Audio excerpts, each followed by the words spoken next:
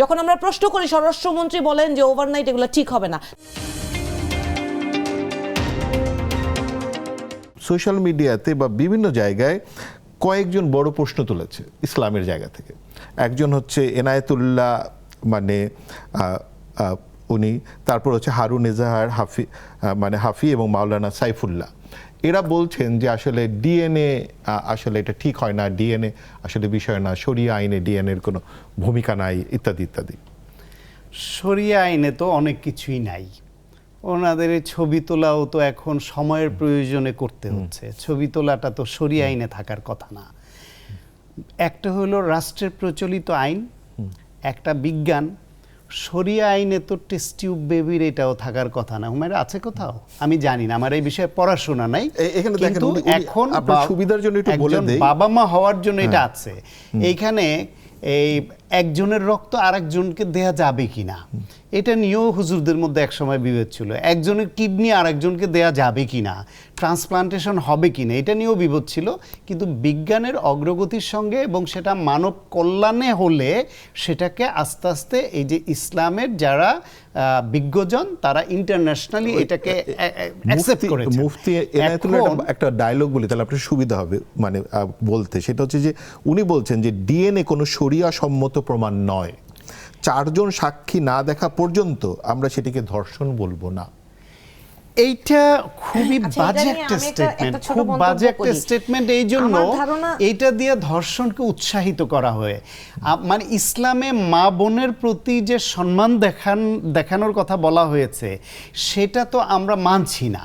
এবং এইটার ব্যত্যয় ঘটলে শরিয়া আইনে যে বিচার, বাংলাদেশে তো সেই বিচারটা চলছে না।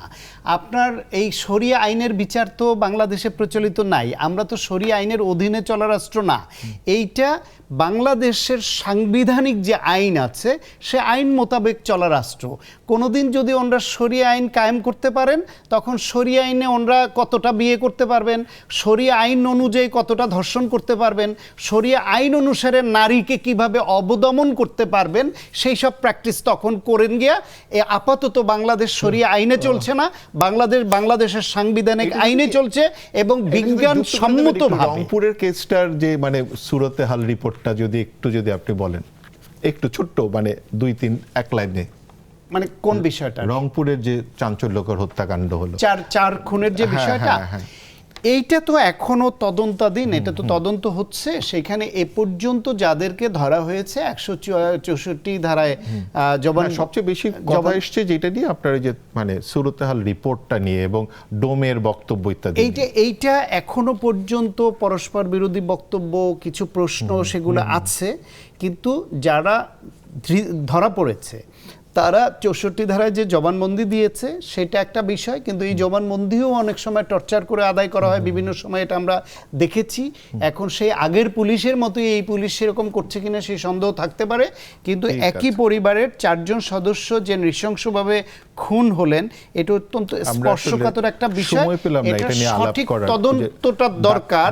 সেটা আমরা যেটা চাই সেটা হচ্ছে ধরেন বাংলাদেশের উনি যেটা বললেন যে সাম্প্রদায়িক বিষয় হিসেবে আমি জিনিসটাকে দেখতে চাচ্ছি না। আমার কাছে আইন শৃঙ্খলা পরিস্থিতির অবনতি হয়েছে বিষয়টা মোটা দাগে আমার কাছে এমনই মনে হচ্ছে। একটা পরিবারে 4 খুনের এটা আইন শৃঙ্খলার ইস্যু না, কিন্তু এটা হচ্ছে অ্যাডিক্টেড কয়েকটা ছেলে, তারা অ্যাডিক্টেড অবস্থায় তাদের স্বার্থের কারণে যে খুন, পারিবারিক খুন বা সামাজিক, সেটা আইন শৃঙ্খলার ইস্যু না ওইভাবে। এটা সন্ত্রাস না। একটা মাদকের ইস্যু হোক আর যেই ইস্যু হোক, দেশে এইভাবে দিন দুপুরে 4টা খুন করা যাচ্ছে, এটা হচ্ছে আমার সমস্যা। এবং আমার দেশের আইন শৃঙ্খলা পরিস্থিতি কতটা খারাপ সেটা বিভিন্ন রিপোর্টে উঠে আসছে।